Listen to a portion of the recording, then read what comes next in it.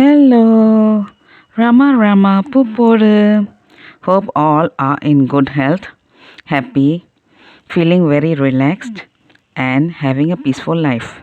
Now let's continue with chapter 6, part 2, Sense of Possession and Obstacle. Narsobawadi is one of the most important shrines in Maharashtra. It is situated on the banks of the river Krishna. On the bank of the river, on a higher level, stands the temple of Dattatreya, the great Avaduta, whose life and teachings speak of the loftiest spiritual realization. He is verily an avatar of God. The sadhus, washing their clothes in the river, bathed in its cool, running waters. Next, they visited the temple wherein they had the darshan of Dattatreya's image of white marble, dressed and decked with a diadem and ornaments.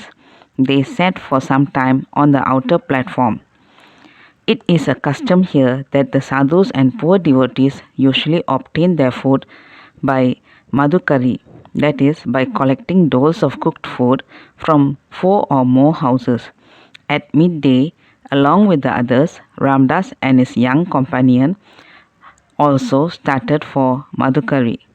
They visited 4 houses and collected in all 8 balls of rice and some dal. With the meal, they came to a clean spot under the shade of a large spreading tree.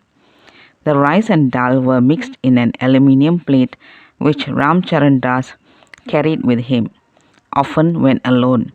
These sadhus would eat together from the same plate. So they started eating.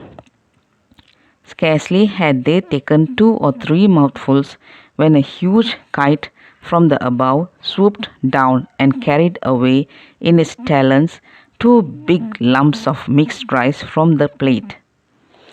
"This is very fine," cried Ramdas. "How kind of the kite to join us in this precious feast."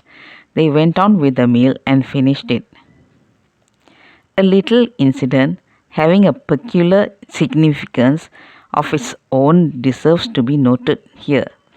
When the sadhus were jointly collecting the doles of Madhukari from door to door, a critical devotee, who was also one of the mendicants, remarked, "Ah, there goes the Guru and his chela, a funny pair," pointing to Ramdas and Ramcharandas.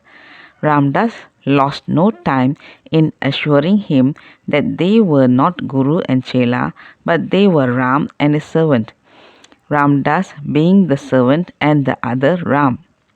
Soon after meals, the sadhus left Narsobawadi and travelled via Sangli and Miraj towards Pandarpur. Their feet were getting from bad to worse. Still they tramped on, breaking journey only for the nights. Thorny trees and bushes are the characteristics features of this part of Maharashtra. The avenue trees on the roadside were full of thorns, bunches of which dropped on the way. In addition to the laceration and swelling of the feet, sharp thorns now found their lodging in them. Ramcharandas cried out with pain whenever a thorn pricked him. Every time Ramdas would prescribe only one remedy, and that was ceaseless remembrance of God by repetition of his divine name, which meant forgetfulness of body and its pain. As they walked on, Ramdas dilated upon the subject of complete dependence on God. "Ram, you are carrying a bag containing cooking utensils and provisions. Now, for cooking meals, you have to go begging for fuel, grains, etc. Ours is a life of freedom, which should not be hampered by these encumbrances. God feeds birds of the air and beasts of the field. Would he not feed us also, who have put ourselves entirely in his hands? Ours is to fill our thought with his remembrance and have no care for anything else."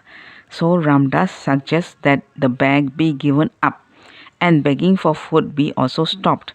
Then you will know how wonderfully God looked after us.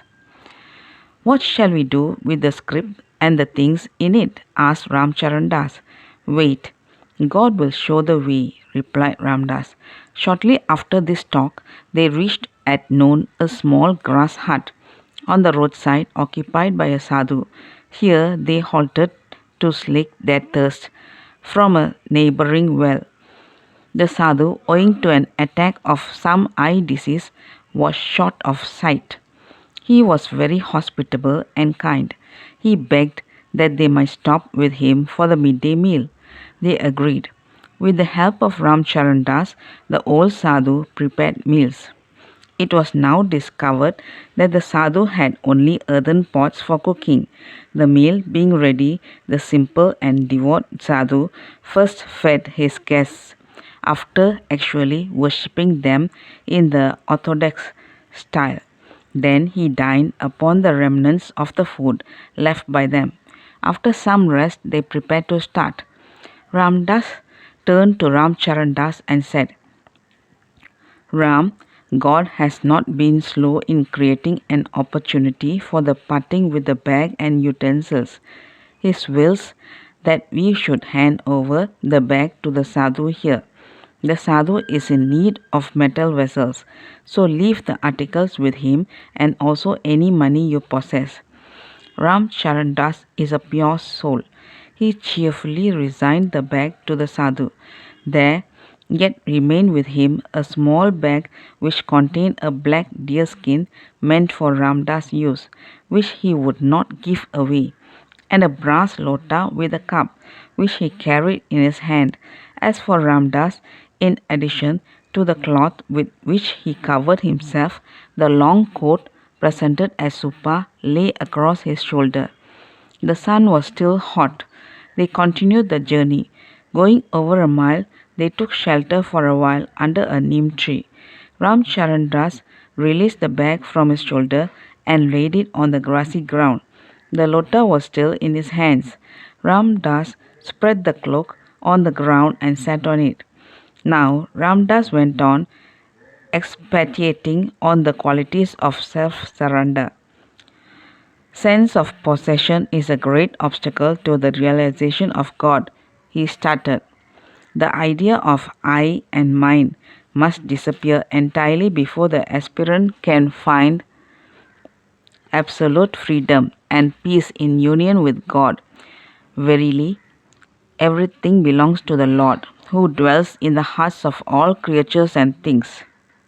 Attachment to any external object narrows our visions, creates the ego, and gives rise to the false notion that we are separate from God, that is, from the universal life and spirit. So, to reach the goal, eternal freedom and bliss, we ought to surrender up the ego and behold all life and forms as the manifestation of the one underlying and indwelling truth which is universal and eternal. Ram Charan Das listened to what Ramdas said with great concentration, and Ramdas was completely lost in the essential truth of what he was expounding. Then they got up and walked on. When they had travelled about a mile and a half, it was discovered that Ram Charan Das was not carrying the smaller bag. Ram, what became of your other bag? Asked Ramdas. He looked surprised and retorted, What became of your coat, Swamiji? The fact was both had forgotten to take the things from the place where they had rested beneath the tree. Wait here, Swamiji, exclaimed Ram Charan Das. It is not a long run from here. I shall return to the spot and fetch the things. None of it, Ram, replied Ramdas. God thought that even those articles were unnecessary for us, so he has freed us from their possession. Then why go in for them again? How unerring are the ways of the Lord. It was clear that God wanted them to be all for himself. His grace descends on his devotees for dispelling the shadow of I-ness, the root of all ignorance, in order that we may realize our perfect union with him. That's all, folks. Let's see in the next chapter. Thank you. Bye bye. Rama Rama Pupoda.